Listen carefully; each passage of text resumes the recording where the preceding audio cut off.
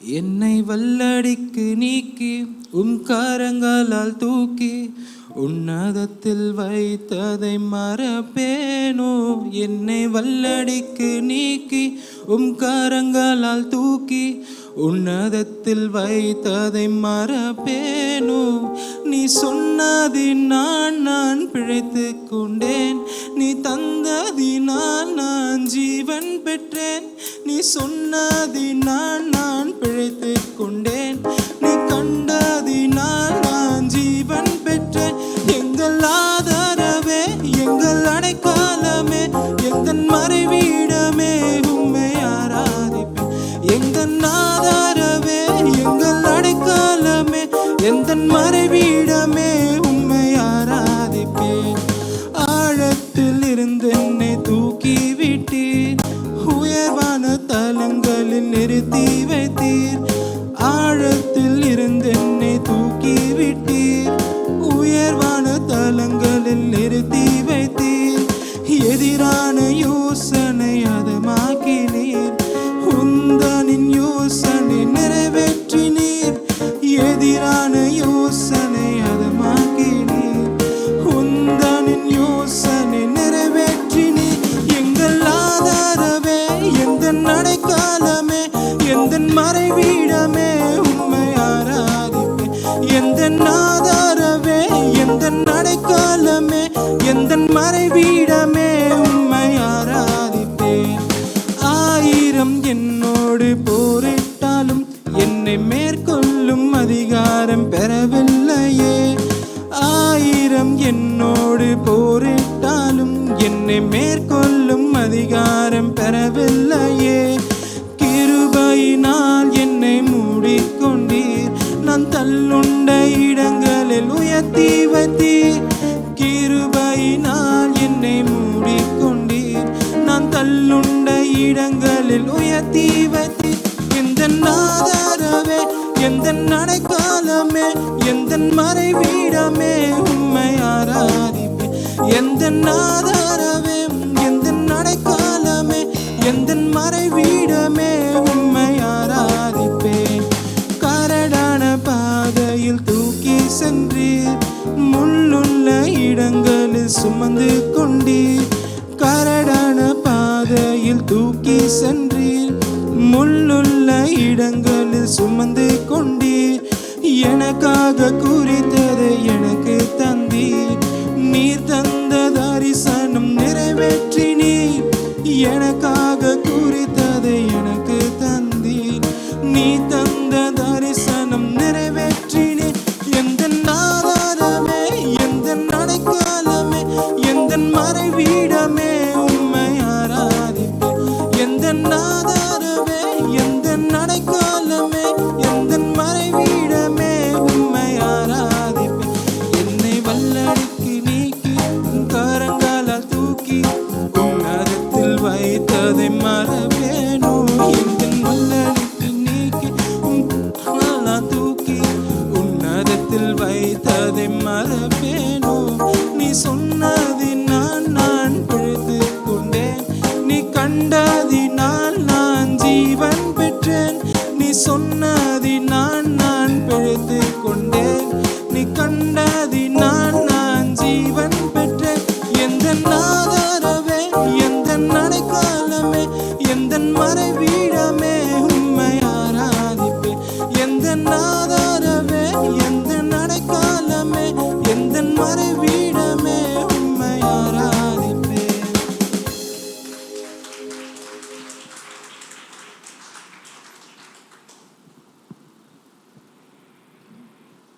ஜெபிப்போம். நன்றி பிதாவே, உம்மை துதிக்கிறோம், உம்மை ஸ்தோத்திரிக்கிறோம்.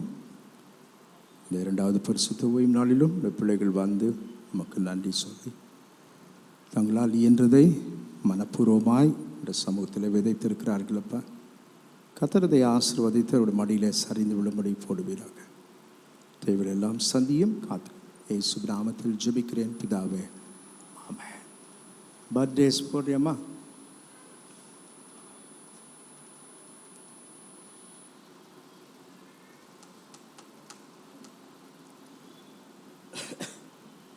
Praise the Lord. October 13 Satish Babu.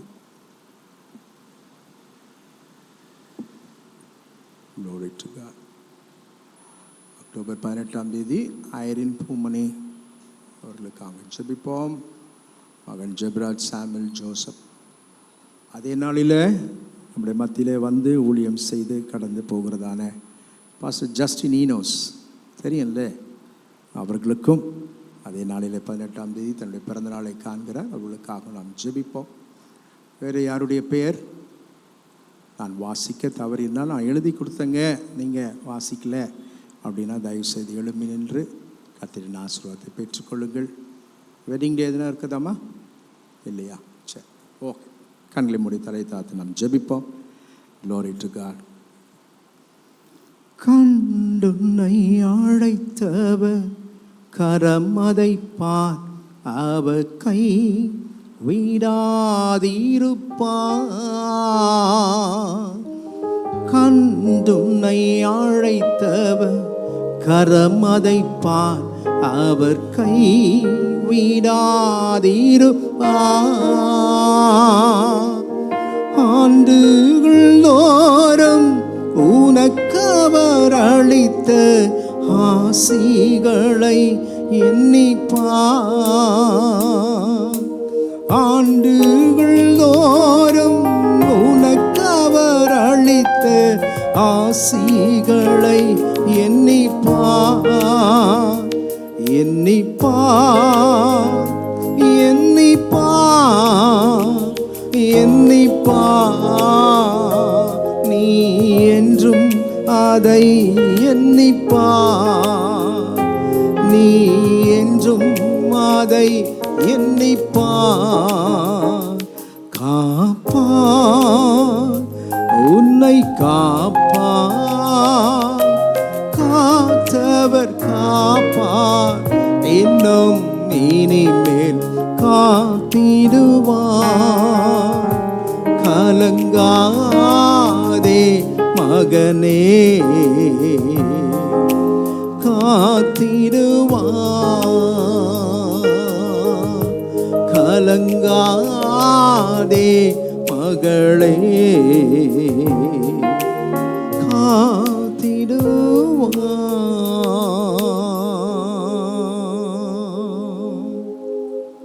நன்றி ராஜா, உம்மை துதிக்கிறோம். அன்பு சகோதரர் சதீஷ் பாபு அவர்களுக்காக ஜெபிக்கிறோம். அவர்களுக்கு நல்ல சரீர சுகத்தை தாங்க ஆண்டவரே, உங்களுடைய கரம் அவரோடு கூட இருக்க வேண்டுமாய் ஜெபிக்கிறோம்ப்பா. இந்த நாளிலும் ஐரின் பூமணி அவர்களுக்காக ஜெபிக்கிறோம். உங்களுடைய பலத்த கரத்தை நீட்டுவீராக ஆண்டவரே. ஊழியத்தின் நிமித்தமாக அவர்கள் கடந்து சென்றாலும் உங்களுடைய சமூகம் அவர்கள் முன்பாய் செல்லட்டும். தேவ கிருபை அவர்களோடு கூட இருக்க வேண்டுமாய் ஜெபிக்கிறோம். மகன் ஜபாக்காய் ஜெபிக்கிற ஆண்டவரே, வருகிற சனிக்கிழமை தன்னுடைய புதிய ஆண்டுக்குள் பிரவேசிக்கும் பொழுது உடைய மாறாத கரம் அவனோடு கூட இருந்து இம்மட்டும் நடத்தினவர் இந்த புதிய ஆண்டில் புதிய வாசல்களை திறந்து கொடுப்பீராக. அவருடைய திருமண காரியத்துக்காக ஜெபிக்கிறோம். கர்த்தர் எல்லாவற்றையும் ஏற்ற நேரத்தில் ஏற்ற வேளையில் நீர் செய்கிற தெய்வனாக இருக்கிறீர். நாங்கள் நினைப்பது ஒன்று, நீர் நினைப்பது ஒன்றப்பா. சகலவற்றையும் நேர்த்தியாய் செய்ய வல்லவர். உடைய கரத்தில் மகனை கொடுக்குறோம். நல்ல சரீர சுக பலன் ஜீவன் ஆயுசை கூட்டி கொடுத்து ஆண்டவரே, இந்த நாமத்தின் மகிமைக்காக அநேக இடங்களிலே கொண்டு சென்று அவருடைய தலையை நீர் உயர செய்கிறீர், மேன்மைப்படுத்தி வருகிறீர். மக்கு ஸ்தோத்திரம். ஆசீர்வதியும். இன்னும் அவருடைய கைகளின் பிரயாசத்தை ஆசீர்வதித்து ஆண்டவரே கர்த்தாவே, வேலை செய்கிற ஸ்தலத்தில் மகனுடைய தலையை உயர்த்துங்க, ஆசீர்வதிங்கப்பா. ஆண்டவரே, அவருடைய குடும்பத்துக்கு ஆசீர்வாதமாய் வைப்பீராக. சபைக்கு ஊழியத்திற்கு நீர் மகனை எடுத்து உபயோகப்படுத்துகிறீர். உமக்கு ஸ்தோத்திரம். அவருடைய பெற்றோர்களுக்காக, உடன் பிறந்த சகோதரனுக்காக ஜெபிக்கிறோம். மகனுக்கு வேண்டிய கிருபையை தந்து அப்பா, இதை போல பல பிறந்த நாட்களை கண்டு உமக்கு நன்றி சொல்ல தேவன் அருள் செய்யுங்க. விசேஷமாக எங்கள் பாஸ்டர் ஜஸ்டின் அவர்களுக்காக ஜெபிக்கிறோம். ஆண்டவரே, மகன் எங்கள் மத்தியிலே வந்து அவ்வப்போது செய்கிற ஊழியங்களை நினைவு கூறுகிறோம். இந்த ஊழியத்தை எங்கள் குடும்பங்களை அதிகமாக அவர் நேசிக்கிறபடினால அதே நாளிலே அப்பா உடைய தாசனுக்காய் ஜெபிக்கிறோம். அவருடைய ஊழியம் இன்னும் பறந்து விரிந்து அநேக லட்சங்களுக்கு ஆசீர்வாதமாய் உடைய மகனை வைக்க வேண்டுமாய் ஜெபிக்கிறோம். அவருடைய முழு குடும்பத்தை வேறெடுத்து காத்துக்க, அவருடைய சபையை ஆசீர்வதிங்கப்பா. ஆத்துமாக்களால் நிரப்பி ஆசீர்வதிக்க வேண்டுமாய் ஜெபிக்கிறோம். இதை போல பல பிறந்த நாட்களை நம்முடைய பிள்ளைகள் கண்டு உமக்கு நன்றி சொல்ல கிருபைத்தார். இயேசு கிறிஸ்து நாமத்தில் ஜெபிக்கிறேன் பிதாவே, ஆமென், ஆமென். Praise the Lord, hallelujah. கர்த்தங்களை ஆசீர்வதிப்பாராக, கர்த்தங்களோடு கூட இருப்பாராக. ஆண்டவருடைய நாமம் மகிமைப்படுவதாக. கர்த்தர் கொடுத்த வாக்குத்தத்தம் என்ன சொல்லுங்க, சொல்லுங்க டக்குன்னு. மணி 10:05 ஆயிடுச்சு. பயப்படாதே, உன்னை மீட்டு கொண்டேன். அடுத்தது என்ன சொல்லுதுங்க, பெயர் சொல்லி அழைத்தேன். அதுதான் ஆண்டவர் என் உள்ளத்தில் கடந்த வாரம் முழுவதும் அந்த வார்த்தை தான் எனக்குள் திரும்ப திரும்ப வந்து கொண்டிருந்தது. ஆண்டவர் சொல்கிறாரு, உன்னை மீட்டு கொண்டது மாத்திரமல்ல, உன்னை பெயர் சொல்லி அழைத்தேன். உங்கள் பெயரை போட்டுக்கொள்ளுங்க. நம்மலாம் எங்கேயோ இருந்தோம்ல, ஆள் அட்ரஸே இல்லாமல் இருந்தோம். ஆனால் கர்த்தர் நமக்கு ஒரு முகவரியை கொடுத்து என் பிள்ளை என்கிற அந்தஸ்தை ஆண்டவர் கொடுத்துருக்கிறார். யோவான் 1ஆம் அதிகாரம் 12ஆம் வசனத்தை நீங்கள் அநேக முறை வாசித்திருப்பீர்கள், உங்களுக்கு மனப்பாடமாக தெரியும். சொல்கிறீங்களா?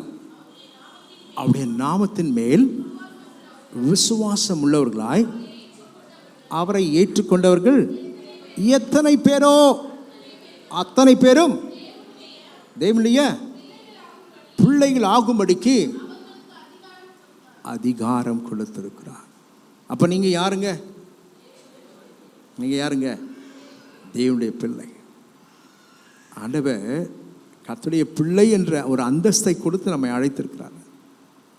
அடுத்த வசனம், அடுத்த வரி சொல்லுது, நீ யாருடையவன்? நீ என்னுடையவன். யோசிக்கிறீங்க, நீ யாருடையவன்? நீ என்னுடையவன். என் ரத்தம் உனக்குள் ஓடுது. பெற்றோருடைய ரத்தம், தகப்பனுடைய தாயினுடைய ரத்தம் யாருக்குள்ள ஓடுது? பிள்ளைகளுக்குள்ள ஓடுது. அப்போ நம்ம யாருடைய பிள்ளை? இயேசுவின் பிள்ளை. அப்போ அவருடைய ரத்தம் தானே நமக்குள்ள ஓடணும். ஹல்லேலூயா. அப்போது ஆண்டவர் இந்த வார்த்தையை எனக்கு கொடுத்தார். உன்னை மீட்டுக்கொண்டேன் மாத்திரமல்ல, உன்னை பெயர் சொல்லி அழைத்தேன். நீ என்னுடையவன். நம்மை அழைத்த தேவன் எப்படிப்பட்டவருங்க சொல்லுங்க. நல்லா தெரியுமே உங்களுக்கு தான் அந்த வசனம். உங்களை அழைத்த தேவன் எப்படிப்பட்டவர்? உண்மை உள்ளவர். 1 தெசலோனிக்கேயர் 5ஆம் அதிகாரம் 24ஆம் வசனத்தை மாத்திரம் நம்ம வாசித்து ஜெபிக்க போகிறோம். உங்களை அழைக்கிறவர் உண்மையுள்ளவர், அவர் அப்படியே செய்வார். ரோமர் 11ஆம் அதிகாரம் 29ஆம் வசனத்தில் நீங்கள் வாசித்து பார்த்தால், தேவன் அழைத்த அழைப்பும் அவருடைய கிருபை வரங்களும் மாறாததே. ஒருத்தனை ஆண்டவர் அழைச்சிட்டான்னாக்கா அவன் மேலே என்ன கொடுக்குறாராம்? கிருபை வரங்கள். அந்த கிருபை வரங்களும் அவருடைய அழைத்த அழைப்பும் ஒரு நாளும் என்ன பண்ணாதே, மாறவே மாறாது. இன்னொரு வேதவசனம் சொல்லுகிறது, ரோமர் 8ஆம் அதிகாரம் 30, ரோமர் 8ஆம் அதிகாரம் 29, 30 2 வசனங்கள் பாருங்க.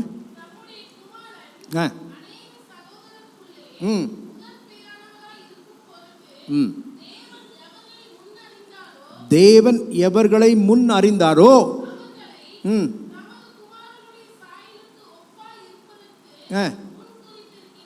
முன் குறித்திருக்கிறார். வாசிங்க. எவர்களை முன் குறித்தாரோ. அப்போ நம்மளை ஆண்டவரை அழைக்கிறதுக்கு முன்னாடி என்ன பண்ணிட்டாராம்? முன் குறிச்சிட்டார். இந்த உலகத்தில் கோடிக்கணக்கான பால் தேவகுமார் இருக்கலாம். ஆனால் கொரட்டூரில் கிருபை ஜெப வீட்டில் ஒரு மனுஷன் இருக்கிறான் அப்படின்னு ஆண்டவர் ஏற்கனவே என்ன பண்ணிட்டாரு? முன் குறித்து விட்டார். என் தாயின் கருவில் நான் உருவாகும் முன்னே ஆண்டவர் என்னை பெயர் சொல்லி அறிந்திருக்கிறார். நான் ஏற்கனவே சொல்லியிருக்கிறேன், இந்த உலகம் நம்மை மறந்துடும், ஆனால் கர்த்தர் ஒரு நாளும் மறக்க மாட்டார். 1964 ஆகஸ்ட் 23ஆம் தேதி இந்த உலகத்திற்கு நான் வெளியிலே வந்தேன். ஆனால் அதே சமயத்தில் என் தாயார் மரித்து போனார். ஆனால் கர்த்தருடைய பிள்ளைகளே, நான் அநேக நாட்கள் ஆண்டவரிடத்தில் கேட்டிருக்கிறேன், ஆண்டவரே, நீங்கள் ஒரு குழந்தை இறந்துச்சுனாக்கா ரொம்ப சின்ன இழப்பாக தான் இருக்கும் இல்லையா? ஆனால் பாருங்கள், ஒரு பெரிய ஜீவன் போயிடுச்சுனாக்கா அதை நம்மளால் மறக்கவே முடியாது. 63 திருமணம், 64 குழந்தை பெற்றெடுத்து பிறக்கும் பொழுதே என்ன பிள்ளை, அந்த செவிலியர் சொல்லியிருக்கிறாங்க, உனக்கு ஆண் பிள்ளை பிறந்திருக்குது. ஆண் பிள்ளையா? அதோட முடிஞ்சிச்சு. அப்போ பாருங்கள், ஆண்டவர் எனக்கு இன்னைக்கு 61 வயசு ஆகுதுங்க, 61. என் தாயார் மரித்து போய் 61 வருஷம் ஆச்சு. இப்போ பாருங்கள், ஆண்டவரிடத்தில் அடிக்கடி கேட்பது உண்டு, ஆண்டவரே, நீங்கள் என்னை எடுத்துகிட்டு எங்கள் அம்மாவை இந்த உலகத்தில் வச்சுருந்தீங்கனாக்கா எங்கள் தகப்பனாருக்கு சந்தோஷமாக இருந்திருக்குமே. ஒவ்வொருவரையும் குறித்து ஆண்டவர் முன் குறித்த தேவன். முன் குறித்தவர் உங்களை அழைத்திருக்கிறார். நான் நினைக்கல ஒரு நாளும் ஊழியத்துக்கு நான் வருவேன்னு சொல்லிட்டு, ஆனால் கர்த்தர் என்னை அழைத்தார். 1996ஆம் ஆண்டு ஏப்ரல் மாதம் 1ஆம் தேதி என்னுடைய கரத்தை பிடித்து இந்த கனமான ஊழியத்துக்கு ஆண்டவர் என்னை அழைத்தார். எத்தனை வருஷம் ஆகுதுங்க? 29 ஆண்டு காலங்க. கர்த்தர் ஒரு நாளும் என் தலை குனியும்படி ஆண்டவர் செய்யவில்லை. அவருடைய நாமத்துக்கு அவகீர்த்தியை கொண்டு வரும்படியாக ஆண்டவர் என்னை வைக்கவும் இல்லை. என்னால் இயன்ற அளவுக்கு பரிசுத்த வாழ்க்கை வாழ்கிறேன். என் தேவனுக்கு முன்பதாக, ஆண்டவரே, என்னை அழைத்ததுக்கு ஒரு நோக்கம் உண்டு, ஒரு முகாந்திரம் உண்டு. அந்த வசனத்தை வாசித்து முடிச்சிருங்க. 8:30 வாசிங்க. எவர்களை முன் குறித்தாரோ அவர்களை அழைத்தும் இருக்கிறார். எவர்களை அழைத்தாரோ அவர்களை நீதிமான்களாக்கி இருக்கிறார். எவர்களை நீதிமானாக்கினோரோ அவர்களை மகிமைப்படுத்தியும் இருக்கிறார். கர்த்தர் உங்களை மகிமைப்படுத்துவார். அல்லேலூயா. நீங்கள் யாரால் அழைக்கப்பட்டவர்கள்? சந்தேகமா இருக்கா? தேவனால் அழைக்கப்பட்டவர்கள். அந்த ஊழியத்தை துவங்கும் போது இந்த ஊழியத்தின் ஸ்தாபகர் இருந்தார். ஆனால் அவர் காரியங்களை சொன்னார். நான் சொன்னேன், ஆண்டவருடைய அழைப்பு இல்லாமல் ஊழியத்தை செய்ய முடியாது. நான் கொஞ்ச நாள் ஜெபம் பண்ணிவிட்டு நான் கர்த்தருக்கு சித்தமானால் உங்களோடு கூட வந்து இணைந்து கொள்கிறேன் என்று சொன்னேன். ஆனால் கர்த்தர் திட்டமும் தெளிவுமாக எனக்கு வழிவாசலை திறந்து கொடுத்தார். அந்த கர்த்தருடைய தாசனோடு கூட இணைந்து ஓராண்டு காலங்கள் ஊழியம் செய்ய ஆண்டவர் கிருபை செய்தார். 97ஆம் ஆண்டு செப்டம்பர் மாதம் இந்த ஊழியத்தை நாம் ஆரம்பித்தோம். அவரை எனக்கு 96 ஜூலையிலேயே எனக்கு பழக்கம் உண்டாயிற்று. 98 அக்டோபர், இந்த மாதம் கடைசி நாள், அக்டோபர் 30ஆம் நாள் அவர்கள் கர்த்தருடைய ராஜ்யத்துக்கு கடந்து சென்றார். அப்போ அந்த ஒரு வருடங்கள் அவளோடு கூட இணைந்து ஊழியம் செய்ய ஆண்டவர் கிருபை செய்தார். என்னுடைய வாழ்க்கையை அவருடைய வாழ்க்கையை ஒப்பிட்டு பார்க்கும்போது எல்லாமே ஒரே மாதிரி இருந்துச்சு. ஜெபித்தேன். அவர் என்னை அழைக்கவில்லை. அவர் சொன்னார், நீங்கள் வாங்க, நம்மெல்லாம் ஒன்று சேர்ந்து இந்த கொரட்டூரில் ஊழியம் செய்யலாம் அப்படின்னு. ஆனால் நம்முடைய அழைப்பு எங்கேருந்து வரணும்? அங்கேருந்து வரணும். அதான் நம்ம வாசனில் 1 தெசலோனிக்கேயர் 5:24 உங்களை அழைத்தவர் எப்படிப்பட்டவருங்க? உண்மை உள்ளவர், உண்மை உள்ள தேவன். அப்போது நம்ம ஆண்டவர் எப்படிப்பட்டவன் சொன்னேன்? அவர் உண்மை உள்ளவர். எதற்கு முன் குறித்திருக்கிறார்? உங்களையும் என்னையும் ஆண்டவர் முன் குறித்தவர், அழைத்தும் இருக்கிறார். அழைத்த தேவன் உங்களை நீதிமானாய்க்கிறார். நீதிமானாய் அழைத்த தேவன் உங்களை மகிமைப்படுத்தியும் இருக்கிறார். ஆகையால் கர்த்தருடைய சமூகத்தில் எதற்காக ஆண்டவர் நம்மை அழைத்திருக்கிறார்? அநேக காரியங்கள் உண்டு. ஒரு 3 காரியங்களை நான் சுருக்கமாய் உங்களோடு கூட பகிர்ந்து கொள்கிறேன். முதல் காரியம் 2 தெசலோனிக்கேயர் 2ஆம் அதிகாரம் 14ஆம் வசனத்தை வாசிங்க.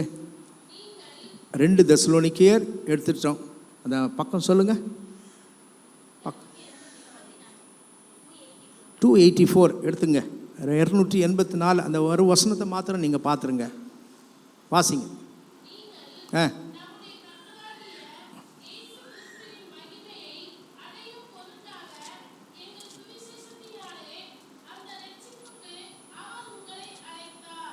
திரும்பி வாசிங்க. நீங்கள் நம்முடைய கர்த்தராகிய இயேசு கிறிஸ்துவின் அடையும் பொருட்டாக சுவிசேஷத்தினாலே அந்த ரட்சிப்புக்கு. ஹல்லேலூயா. முதல்ல ஆண்டவர் தம்முடைய பிள்ளைகளை எதற்காக அழைத்திருக்கிறாரா? ரட்சிப்பின் சந்தோஷத்தை நீங்களும் நானும் பெற்றுக்கொள்ள வேண்டும். மனுக்குலம் பாவத்தில் மூழ்கி இருக்கிறது, சாபத்தில் மூழ்கி இருக்கிறது. ஆனால் கர்த்தர் நம்மை ரட்சித்துக் கொள்ளும்படியாக, என் பிள்ளைகள் வழி தவறி போயிடக்கூடாது, அவர்கள் ரட்சிப்பின் சந்தோஷம். இந்த ரட்சிப்பு விலையேற பெற்ற ஒரு ரட்சிப்பு, விலை மதிக்க முடியாத ஒரு ரட்சிப்பு. வேதத்தில் வாசிக்கிறீங்களா? எபேசியர் 2ஆம் அதிகாரம் 8ஆம் வசனத்தை வாசிங்க. எபேசியர் 2:8 வாசிங்க டக்குன்னு. கிருபையினாலே விசுவாசத்தை கொண்டு ரட்சிக்கப்பட்டீர்கள், இது உங்களால் உண்டானதல்ல. இது யாருடைய ஈவுங்க? தேவன் முதலாவது நம்மை அழைத்தது நோக்கம், என் குடும்பம், என் பிள்ளைகள், நான் தெரிந்து கொள்ளப்பட்ட, நான் முன்குறித்த பிள்ளைகள் ரட்சிப்பின் சந்தோஷத்தை பெற்றுக்கொள்ள வேண்டும். இந்த ரட்சிப்பு எப்படி கிடைக்கிறது? இலவசமாய் கொடுக்கப்படுகிறது. நான் ரட்சிக்கப்படுறதுக்கு இவ்வளோ கிரையம் செலுத்திட்டு வந்தேன் அப்படின்னு நம்ம யாராவது சொல்கிறோமா? இல்லை. அந்த வசனம் திருப்பி வாசிங்க. கிருபையினாலே எப்படிங்க? கிருபையினாலே விசுவாசத்தை கொண்டு ரட்சிக்கப்பட்டீர்கள். ஐயா, இது என்னால் உண்டானதல்ல, ஆண்டவருடைய ஈவுங்க. It's a gift from the Lord. ஆண்டவர் எனக்கு கொடுத்த வெகுமதி என்று சொல்லலாம். It's a prize. ஆண்டவர் எனக்காக கொடுத்த ஆசீர்வாதங்கள் தேவனால் நமக்கு உண்டாயிற்று. அடுத்த வசனம் பாருங்களேன். எபிரேயர் 2ஆம் அதிகாரம் 4ஆம் வசனம் பாருங்க. எபிரேயர் 2:4 பாருங்க. எபிரேயர் 2ஆம் அதிகாரம் 4ஆம் வசனம்.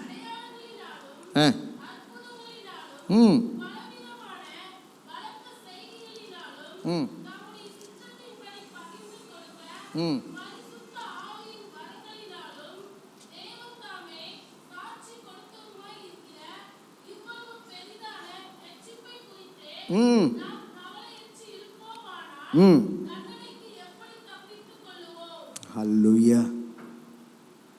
ஒவ்வொரு கர்த்தருடைய பிள்ளைக்கும் அவருடைய வாழ்க்கையில் செய்ய வேண்டிய முதல் காரியம், ஆண்டவராகிய இயேசு கிறிஸ்துவின் ரட்சிப்பை நான் பெற்றுக்கொள்ள வேண்டும். நான் மாத்திரமல்ல, என் குடும்பத்தில் இருக்கிற அத்தனை பேரும் ரட்சிப்பின் சந்தோஷத்தை பெற வேண்டும். அவர் சொல்கிறார் பாருங்க, பரிசுத்த ஆவியின் வரங்களினாலும் தேவன் தாமே சாட்சி கொடுத்ததுமாய் இருக்கிற இவ்வளவு. அந்த ரட்சிப்பு எப்படி பெற்றதா? எப்படிப்பட்டதுங்க?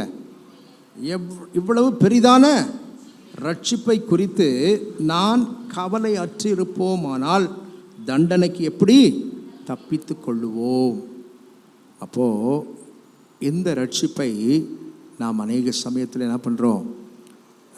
அல்லல் தட்டுகிறோம்.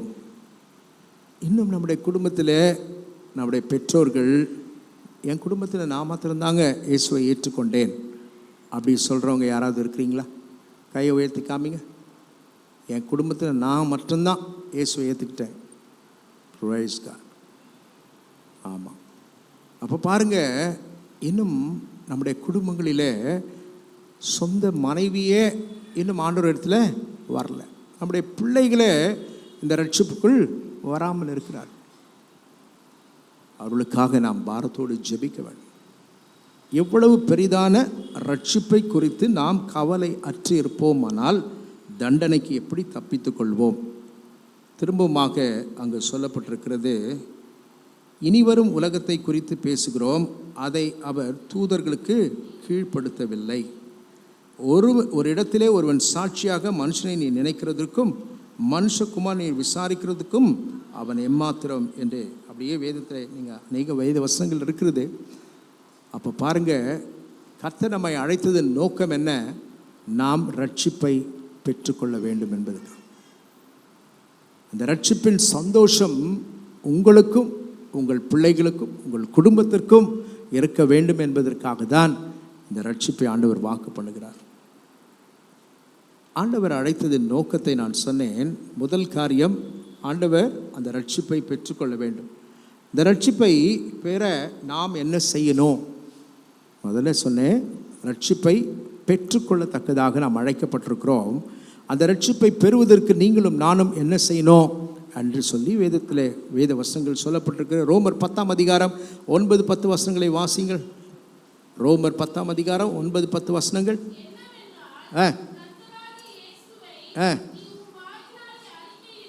எப்படிங்க? உன் வாயினாலே அறிக்கையிட்டு தேவன் அவரை மரித்தோரிலிருந்து எழுப்பினார் என்று இருதயத்திலே விசுவாசித்தால் ரட்சிக்கப்படுவாய்.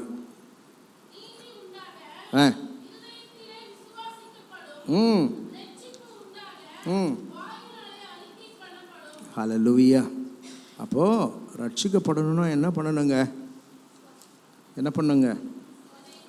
இப்போ தான் வாசித்தீங்க, நீங்கள் தான் சொல்லணும். சொல்கிறீங்களா? நீதி உண்டாக இருதயத்தில் விசுவாசிக்கப்படும், ரட்சிப்புண்டாக வாயினாலே அறிக்கை செய்யப்படும். என்ன அறிக்கை செய்யணும்? கர்த்தராகிய இயேசுவை 9ஆம் வசனம் பாருங்க. என்ன அறிக்கை செய்யணுமா?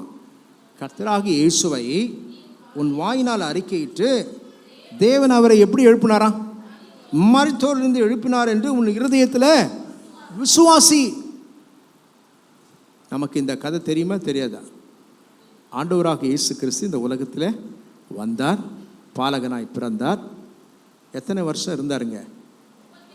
33.5 ஆண்டு காலங்கள். அப்போ அதில் ஊழியம் செய்த நாட்கள் 3.5 வருடங்கள். அப்போ கர்த்தருடைய பிள்ளையே, ஆண்டவர் இன்றும் உயிரோடு கூட இருக்கிறார். அவர் சொன்னார், மரித்தேன், இதோ சதா காலங்களிலும் உயிரோடு இருக்கிறேன் என்று சொன்னார். நம்முடைய ஆண்டவர் மரித்து போனவர் அல்ல, மரித்து தான் சொன்னபடியே 3ஆம் நாள் உயிர்த்தெழுந்து இப்போ எங்கே இருக்கிறாரு? பிதாவின் வலது பார்சத்தில் வீற்றிருக்கிறார். சும்மா உட்கார்ந்துக்கிறாரா? டைம் பாஸா?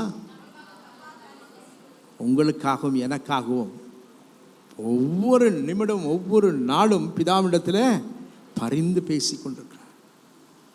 என் பிள்ளை, என் மகன் ஏதோ தெரியாமல் செஞ்சுட்டா, விட்டுருங்க ஆண்டவரை அப்படின்னு யார்கிட்ட சொல்கிறாரு?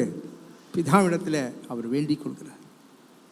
அப்போ பாருங்க, நாம் ரட்சிக்கப்படணும்னாக்கா கர்த்தராகிய இயேசுவை உன் வாயினால் அறிக்கையிட்டு தேவன் அவரை மரித்தோரிலிருந்து எழுப்பினார் என்று உன் இருதயத்தில் விசுவாசித்தால் என்ன பண்ணுவ? ரட்சிக்கப்படுவாய். வேதத்தில் ரட்சிப்பை பெற்ற அநேக வேத பிள்ளைகள் இருக்கிறார்கள். ஒரு வசனத்தை கூட நான் வாசித்து இந்த குறிப்பை முடிக்கிறேன். அப்போஸ்தலன் பவுல் அப்போஸ்தலர் நடவடிக்கைகள் 4ஆம் அதிகாரம் 12ஆம் வசனம் பாருங்களேன். அப்போஸ்தலர் 4:12 பாருங்கள். மிக அருமையாக எழுதப்பட்டிருக்கிறது. அவராலே அன்றி வேறு ஒருவராலும் ரட்சிப்பில்லை, நாம் ரட்சிக்கப்படும்படிக்கு வானத்தின் கீழும் மனுஷருக்குள்ளே அவருடைய நாமமே அல்லாமல் வேறொரு நாமம் கட்டளையிடப்படவும் இல்லை என்றான். அப்போ ஒரே ஒரு நாமம் தாங்க ரட்சிக்கப்படுவதற்கு. அது என்ன நாமம்? இயேசுவின் நாமம். அல்லேலூயா. அந்த வாயினாலே நீங்கள் அறிக்கையிட்டாலே போதும். உங்கள் குடும்பத்தாருக்காக நீங்கள் ஜெபிக்க வேண்டும். அவருடைய நல்வாழ்விற்காக, அவருடைய வாழ்க்கையில் இன்னும் நம்முடைய குடும்பத்தில் நம்முடைய பெற்றோர்கள், உடன் பிறந்தவர்கள் இன்னும் இந்த கிறிஸ்துவின் அன்பை பெற்றுக்கொள்ளாமல் இருக்கிற அநேகர் இருக்கிறார். அவர்கள்லாம் நம்ம சொல்லனாக்கா யாருங்க சொல்லுவா? நம்ம குடும்பத்தாருக்கு நம்மளே சொல்லனாக்கா வேறு யார் சொல்லுவா? அப்போது ஆண்டவர் நம்மிடத்தில் கணக்கு கேட்பார். நீ நல்லா இருக்கிறியே, உன் பிள்ளைங்க நல்லா இருக்கிறாங்களே, ஆனால் என்னை குறித்து மற்றவர்களுக்கு நான் இன்னைக்கு இந்த நிலைமைக்கு நான் இருக்கிறதுக்கு காரணம் அவர் தான் அப்படின்னு ஒரு வார்த்தை உன் வாயினாலே சொன்னாக்கா அந்த ஆத்மாவை ஆண்டவர் கொண்டு வருவார். ஆண்டவர் நம்மோடு கூட பேசுகிறார். லூக்கா 19 நாம் வாசிக்கிறோம். யார் இருக்கிறார் லூக்கா 19? லூக்கா 19 யார் இருக்கிறா? அதான் கேள்வி, நம்முடைய கேள்வி அதான். சகேயு இருக்கிறார்.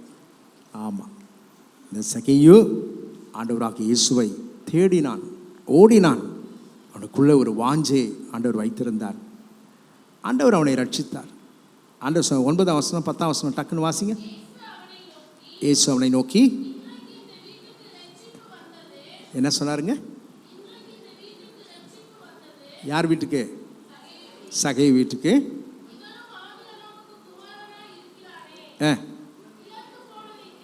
இழந்து போனதை தேடவும் ரட்சிக்கவுமே வந்திருக்கிறார் என்று சொன்னார். அவ்விதமாக ஏசாயா 59 முதல் வசனத்தை வாசிங்க, குறிப்பை முடிக்கலாம். இன்னும் அநேக உதாரணங்கள் இருக்கிறது. பவுலை ஆண்டவர் சந்திக்கிறார் சிறைச்சாலையில். அப்போஸ்தலர் நடவடிக்கைகள் 16 நீங்கள் பார்த்தீங்கன்னா சிறைச்சாலையின் தலைவனை ஆண்டவர் சந்திக்கிறார். இவர்களெல்லாம் ரட்சிப்பின் சந்தோஷத்தை பெறாமல் இருந்தார்கள். தம்முடைய பிள்ளைகள் மூலமாக அந்த ரட்சிப்பின் சந்தோஷத்தை பெற்று அவர்கள் உடனடியாக ஞானஸ்நானம் எடுத்து ஆண்டோடைய பிள்ளை என்ற அந்தஸ்தை அவர்கள் பெற்றுக்கொள்கிறார்கள். ஏசாயா 59 முதல் வசனம் பாருங்க. இதோ ரட்சிக்க கூடாதபடிக்கு ஆண்டோடைய கை குறுகி போகவில்லை, கேட்க கூடாதபடிக்கு மந்தமாகவும் இல்லை. அப்போ நம்முடைய ஆண்டவர் கேட்கிறவர் என்று சொன்னேன். அது மாத்திரமல்ல, ஆண்டவர் உங்கள் கூப்பிடுதலுக்கு பதில் கொடுப்பார்.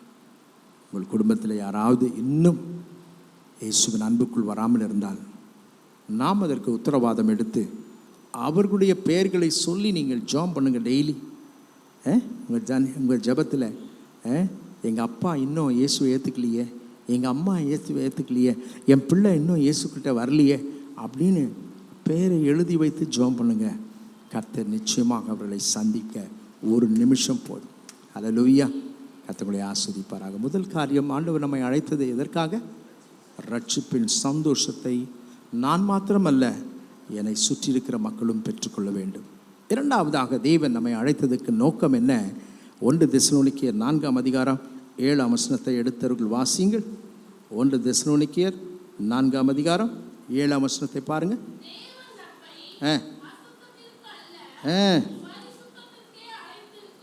ஆமென். திரும்பி அந்த அந்த வேத பகுதியை எடுத்துக்கொள்ளுங்கள். 281வது பக்கத்தில் இருக்குது. நம்ம எல்லாரும் சேர்ந்து வாசிக்க போகிறோம். 281வது பக்கம் எடுத்துட்டிங்களா? 1 தெசலோனிக்கேயர் 4ஆம் அதிகாரம் 7ஆம் வசனத்தை நாம் யாவரும் சேர்ந்து வாசிக்க போகிறோம்.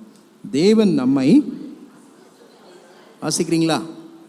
தேவன் நம்மை அசுத்தத்திற்கல்ல பரிசுத்தத்துக்கே அழைத்திருக்கிறார்.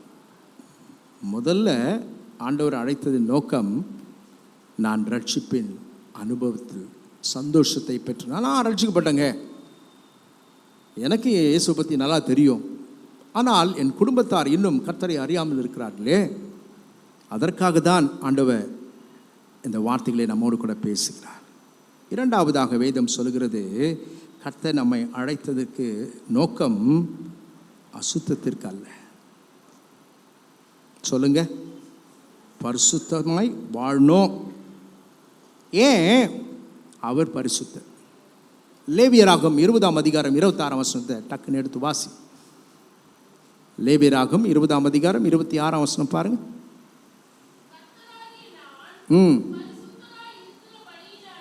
பரிசுத்தராய் இருக்கிறபடினாலே நீங்களும் ஹல்லேலூயா. ஆண்டவர் சொல்றாரு, நான் பரிசுத்தராக இருக்கிறது போல நீங்களும் பரிசுத்தமாக வேண்டும் என்று நான் விரும்புகிறேன் என்று சொல்றார்.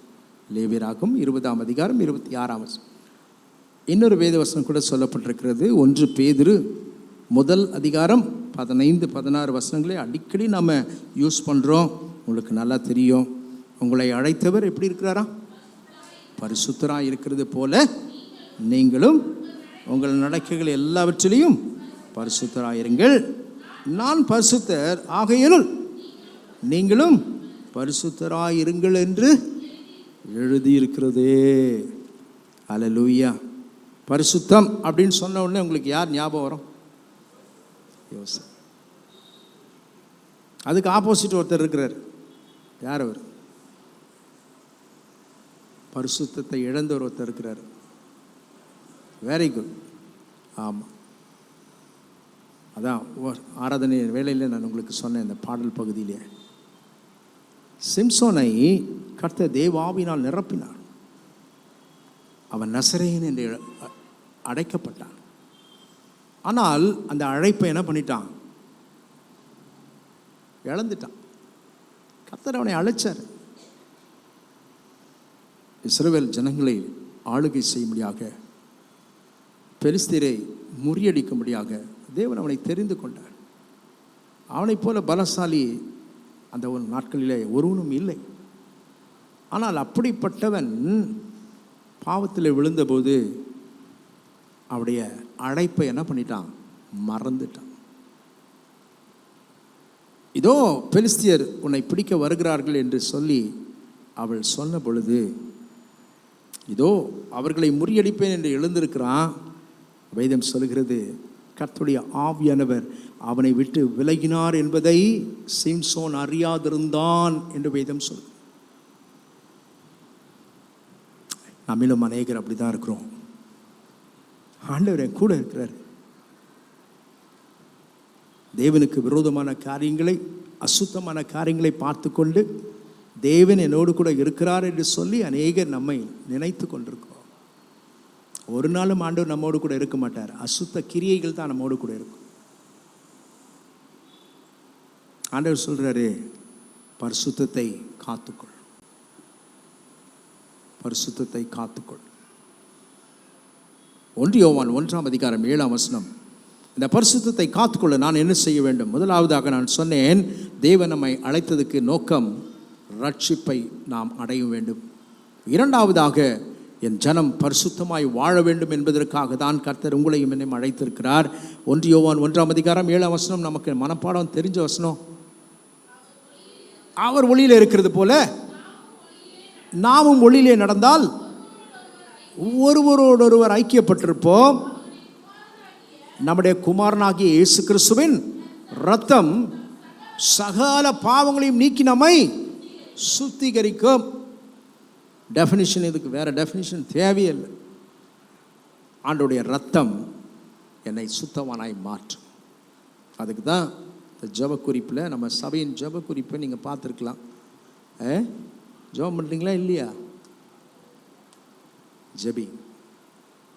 முதல் குறிப்பே அதுதான், ஆண்டவரே சபையை சுத்திகரியும். அதுக்கு முன்னாடி யாரை சுத்திகரிக்கணும்னு ஜெபம் பண்ணோம்? முதல்ல என்ன சுத்திகரிங்க ஆண்டவரே. அதுக்கப்புறம் என் மனைவி, என் பிள்ளைங்களை சுத்திக்கிறீங்க.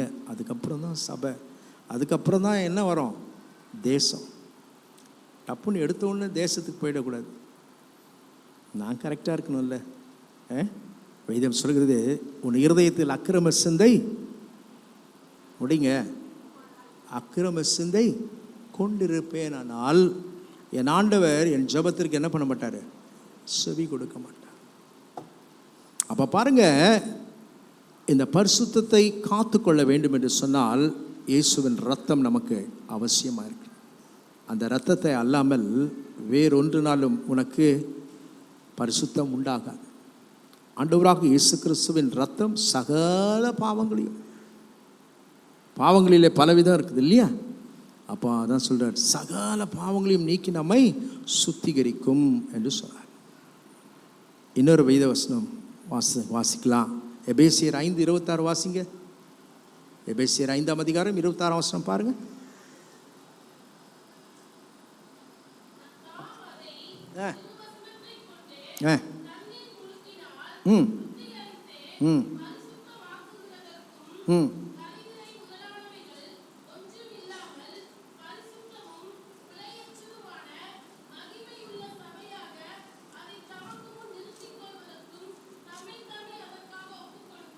ஜீசஸ்.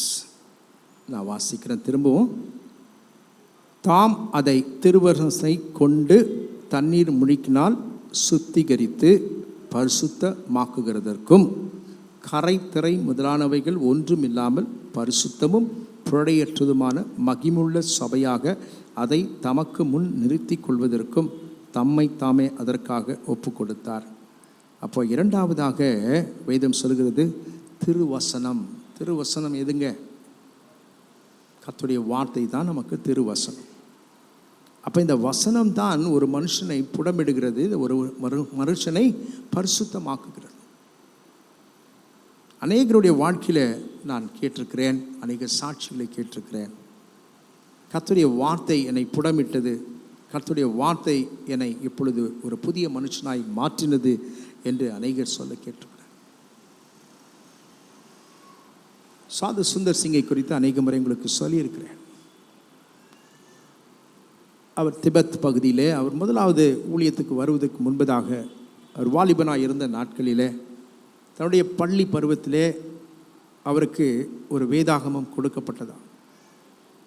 ஆனால் அந்த வேதாகமத்தை அவர் வாசிப்பதற்கு முன்பதாக அநேகர் அவருடைய பகுதிகளில் வந்து சுவிசேஷத்தை சொல்லியிருக்கிறாங்க. அந்த நாட்களில் 1800 சொல்கிறேன். அப்போ பாருங்கள், இவர் அநேகரை கற்களை வீசி அடித்திருக்கிறார். அவர்கள் கரங்களில் இருந்த வேத புத்தகத்தை வாங்கி கிழிச்சு என்ன பண்ணியிருக்கிறாரு? கொளுத்தி இருக்கிறார். இதெல்லாம் சாது சுந்தர் சிங் பண்ணியிருக்கிறார். ஆனால் அவரை தேடிதான் இயேசு வந்தார். ஒரு நாள் இரவு தன் படுக்கையில் மன சமாதானமற்று பயங்கரமான குழப்பங்களோடு கூட தன் படுக்கையில் படுத்து கொண்டிருக்கும் பொழுது அவர் கேட்கிறார், ஜீவனுள்ள தேவனாகிய கர்த்தர், உண்மையுள்ள ஆண்டவர் ஒருத்தர் இருக்கிறாருன்னு சொன்னாக்கா எனக்கு வந்து வெளிப்படட்டும், எனக்கு பிரத்யட்சமாக எனக்கு காட்சி கொடுக்கணும் அப்படின்னு சொல்லி ஜெபம் பண்ணிவிட்டு, அவர் ஜெபங்கள்லாம் அப்படி தெரியாது அவருக்கு. ஸோ இந்த வார்த்தையை சொல்லிவிட்டு, உண்மையான ஒரு கடவுள் இருக்கிறாருனாக்கா அந்த கடவுள் என் முன்னாடி வந்து நிற்கட்டும் அப்படின்னு சொல்லிட்டு படுத்து தூங்கிட்டாராம். ஆனால் நடு ராத்திரியில் என் ஆண்டவராக இயேசு கிறிஸ்து அவருடைய அறைக்குள் பிரவேசித்து, நான் தான் ஜீவனுள்ள தேவனாகிய கிறிஸ்து, எனக்காக ஊழியம் செய்வாயா என்று ஆண்டவர் அவரை அழைத்தார். அவருடைய ஊழியங்களை குறித்து நீங்கள் பயோகிராஃபி இருக்குது, யூடியூப்பில் போட்டிங்கனாக்கா அநேக காரியங்களை ஆண்டவர் அவர் மூலமாய் செய்திருக்கிறார். ஆண்டவர் அவரை ரட்சித்தார். ரட்சித்து அவருடைய வாழ்க்கையை வேத வசனத்தின் மூலமாக ஆண்டவர் அவரை பரிசுத்தமாக்கினார். அநேக இடங்களிலே சென்று கர்த்தருடைய ஊழியத்தை செய்தார். காலில் செருப்பு கிடையாது, மாத்திரத்துக்கு அடுத்த உடை கிடையாது. ஆனால் இரத்த சாட்சியாக அவர்கள் போகிற இடங்களிலெல்லாம் முள் பனி பழிந்த காடுகளிலே அவர் செல்லும் பொழுது நம்ம பாதம் எப்படி இருக்கும்ல, பனியில் நடந்து போனீங்கன்னா எப்படி இருக்கும்? அவங்களாம் நடக்க முடியுமா? ஒரு நிமிஷம் நடக்க முடியுமா? ஆனால் அவர்கள் சென்று ஊழியத்தை செய்தார்கள். என் தேவனாகிய கர்த்தர் அவர்கள் மூலமாய் மகிமையான காரியங்களை செய்திருக்கிறார். கர்த்தருடைய வார்த்தை உங்களை பரிசுத்தமாக்கும். முதல்ல சொன்ன இயேசுவின் ரத்தம் உங்களை பரிசுத்தமாக்கும். ரெண்டாவது, கர்த்தருடைய வேத வசனம் உங்களை பரிசுத்தமாக்கும். திரு வசனத்தை கொண்டு தண்ணீர் முழுக்கினால் சுத்திகரித்து பரிசுத்தமாகிறதற்கும் என்று சொல்லப்பட்டு நிறைய வசனம் இருக்குது பரிசுத்தத்தை குறித்து சொல்ல. மூன்றாவதாக ஆண்டவர் சொல்லுகிறார், நான் பரிசுத்தமாய் வாழ, பரிசுத்தமாய் அழைக்கப்பட்டதுக்கு ஆண்டவர் செய்கிற காரியம் 2 தெசலோனிக்கேயர் 2ஆம் அதிகாரம் 13ஆம் வசனத்தை வாசிங்க. 2 தெசலோனிக்கேயர் 2ஆம் அதிகாரம் 13ஆம் வசனம்.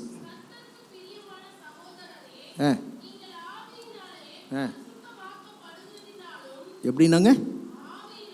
ஆவியினா யாருங்க? பரிசுத்த ஆவினாலே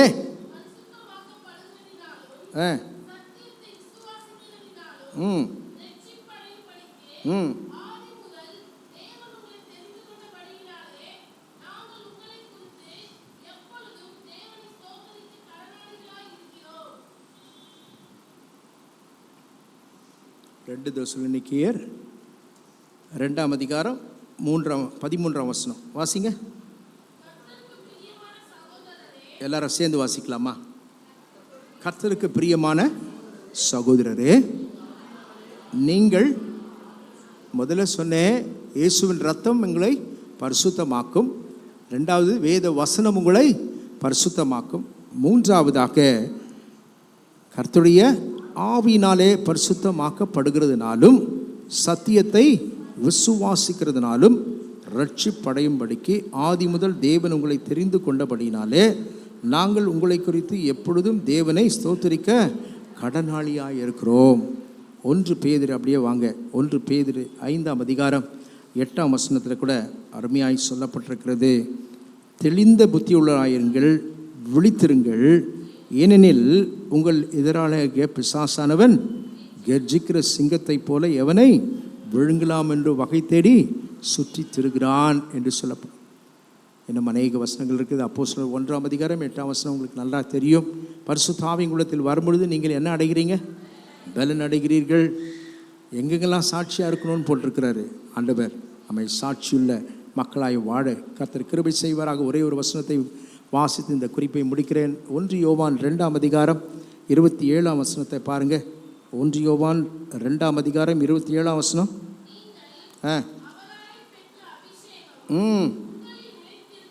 உங்களில் நிலைத்திருக்கிறது, ஒருவரும் உங்களுக்கு போதிக்க வேண்டியதில்லை. அந்த அபிஷேகம் சகலத்தையும் குறித்து உங்களுக்கு போதிக்கிறது. அது சத்தியமாயிருக்கிறது, பொய்யல்ல. அது உங்களுக்கு போதித்தபடியே அவரில் நிலைத்திருப்பீர்களாக. அல்லேலூயா. அப்போ அபிஷேகத்திலே கர்த்தருடைய பிள்ளை நிலைத்திருக்க வேண்டும் என்று கர்த்தர் சொல்லுகிறார். தேவன் அழைத்தவர் எப்படிப்பட்டவன் சொன்னேன்? அவர் உண்மையுள்ளவர். எப்போ அழைச்சார் நம்மளை?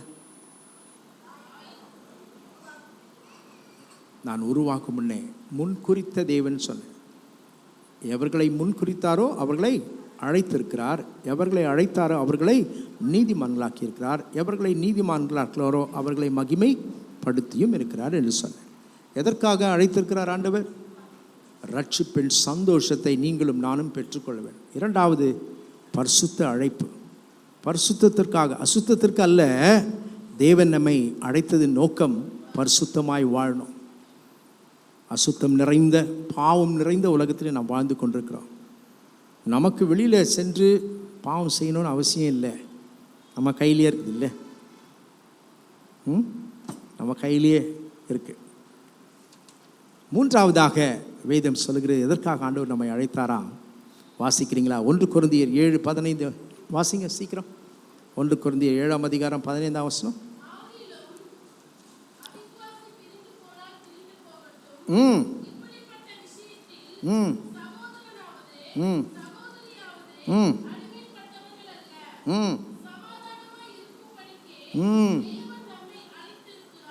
திரும்பி அந்த வசனத்தை வாசிக்கலாமா? எடுத்துக்குங்க. முதல்ல பக்கம் 232, புதிய ஏற்பாட்டில் பக்கம் 232 எடுத்து எல்லாம் சேர்ந்து வாசிக்க போகிறோம். ஆகிலும் அவிசுவாசி பிரிந்து போனால் பிரிந்து போகட்டும், இப்படிப்பட்ட விஷயத்தில் சகோதரனாவது சகோதரியாவது அடிமைப்பட்டவர்கள் அல்ல, சமாதானமாக இருக்கும்படிக்கே தேவன் நம்மை அழைத்திருக்கிறார். 3வதாக கர்த்தர் நம்மை எதற்காக அழைத்திருக்கிறாரா? சமாதானம்.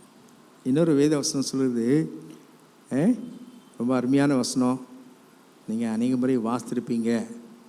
எபிரேயர் 12:14 என்ன சொல்லுது பாருங்க. எபிரேயர் 12:14, யாவரோடும் சமாதானமாய் இருக்கவும் எப்படி சொல்றாரு அவரு?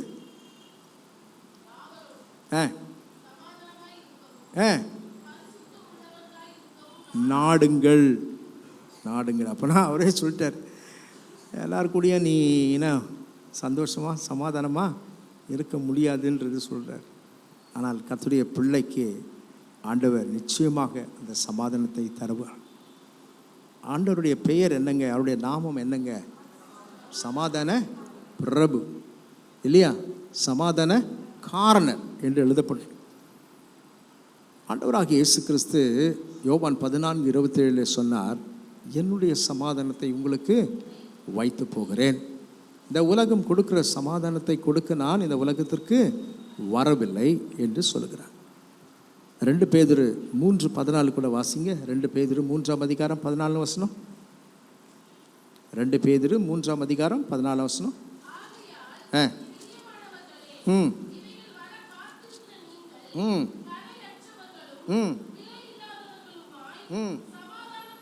சமாதானத்தோட அவர் சந்நிதியில் காணப்படும்படி ஜாக்கிரதையாயிருங்கள். ஐயா, இந்த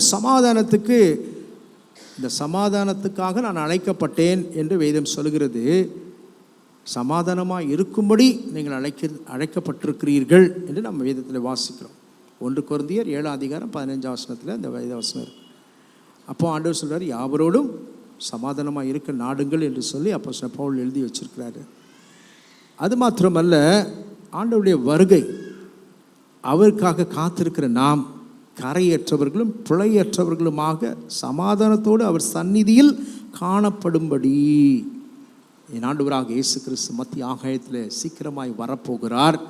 அவரை எதிர்கொண்டு செல்கிற நாம் எப்படி இருக்கணுன்றாரு? சமாதானமாய் நம்முடைய ஓட்டத்தை முடிக்கணும்.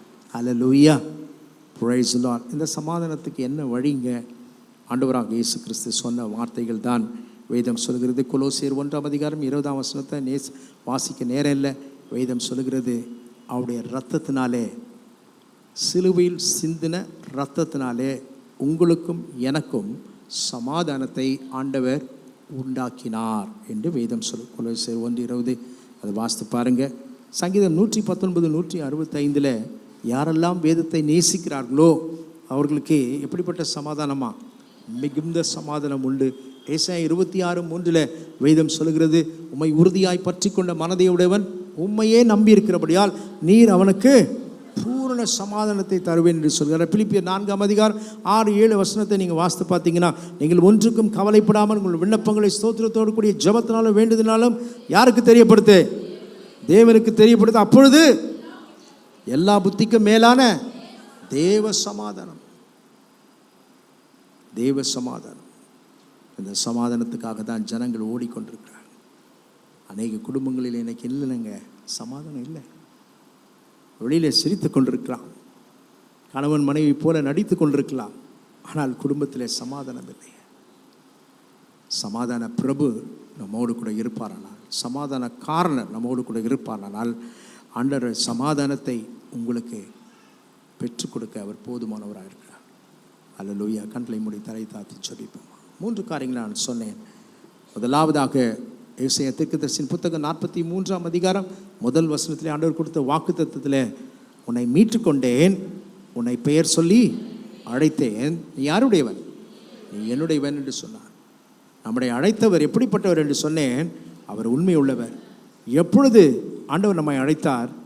அவர் முன் குறித்தவர். தாயின் கருவில் உருவாகுமென என்னை பெயர் சொல்லி அடைந்த தேவன் என்னை முன்குறித்து என்னை அழைத்தார்.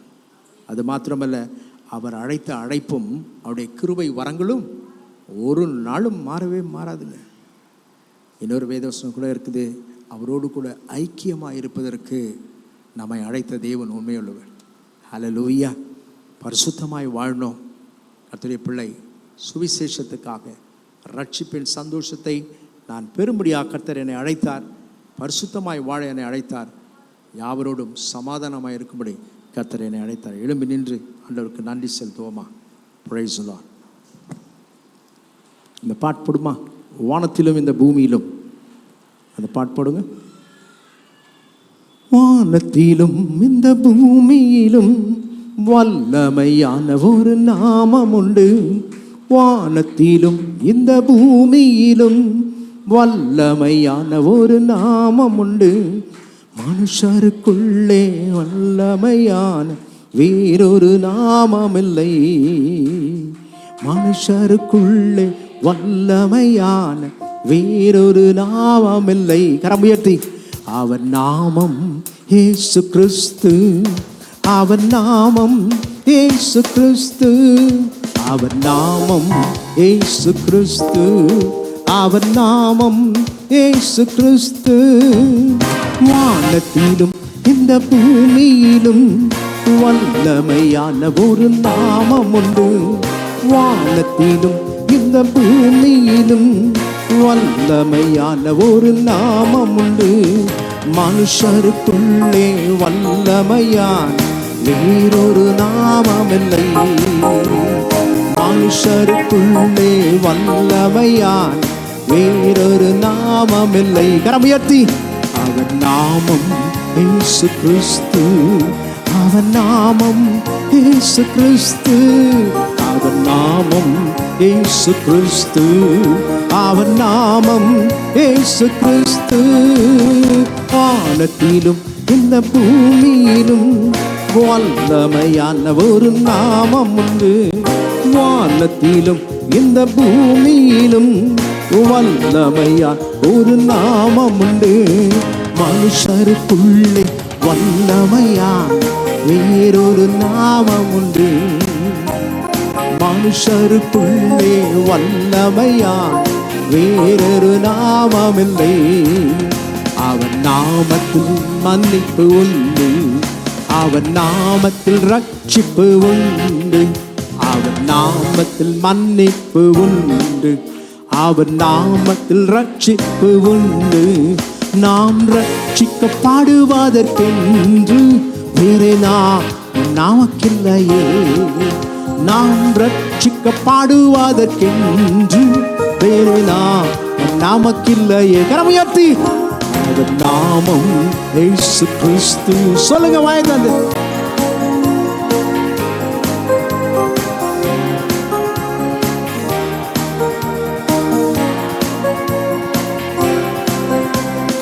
வானத்திலும் இந்த பூமியிலும் வல்லமையான ஒரு நாமம் உண்டு, வானத்திலும் இந்த பூமியிலும் வல்லமையான ஒரு நாமம் உண்டு. மனுஷருக்குள்ளே வல்லமையான வேறொரு நாமமில்லை, மனுஷருக்குள்ளே வல்லமையான வேறொரு நாமமில்லை. அவன் நாமத்தில் பேய்கள் ஓடும், எல்லா செய்வினை கட்டுகள் முறியும். அவன் நாமத்தில் பேய்கள் ஓடும், எல்லா செய்வினை கட்டுகள் முறியும். நாம் விடுதலை அடைவதற்கென்று வேறே நாமம் நமக்கில்லையே. வாய் திறந்து சொல்லுங்க, விடுதலை அடைவதற்கென்று வேறே நாமம் நமக்கில்லையே. அவன் நாமம், நீங்க பாடுங்க.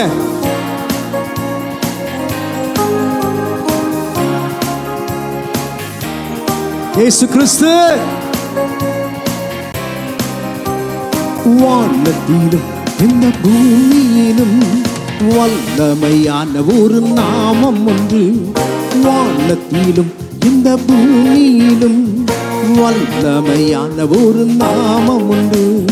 மனுஷருக்குள்ளே வல்லமையான வேறொரு நாமமில்லை, மனுஷருக்குள்ளே வல்லமையான வேறொரு நாமமில்லை. அவர் நாமம், அவர் நாமம் இயேசு கிறிஸ்து, அவர் நாமம் இயேசு கிறிஸ்து, அவர் நாமம் இயேசு கிறிஸ்து, அவர் நாமம் இயேசு கிறிஸ்து.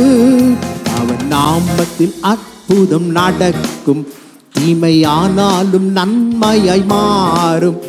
அவர் நாமத்தில் அற்புதம் நடக்கும். விசுவாசம் பாடுங்க. ஆனாலும் நன்மையாய் மாறும்.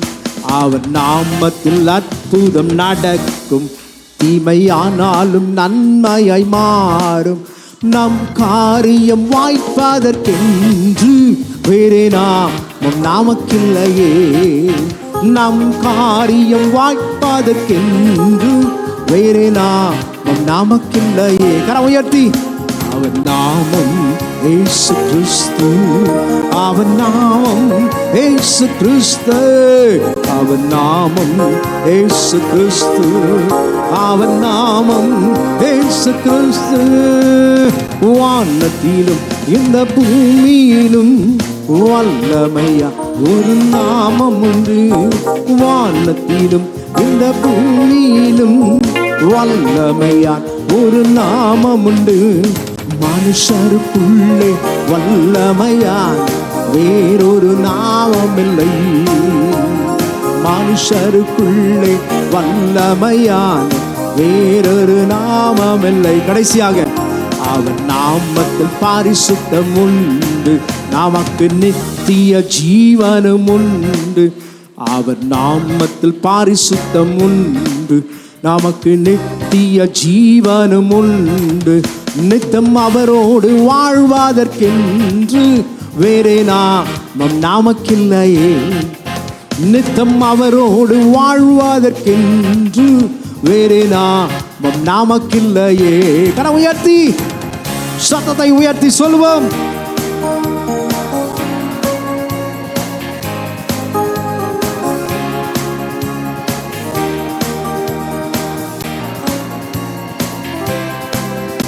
அவன் நாமம் இயேசு கிறிஸ்து, அவன் நாமம் இயேசு கிறிஸ்து, அவன் நாமம் இயேசு கிறிஸ்து, அவன் நாமம் இயேசு கிறிஸ்து.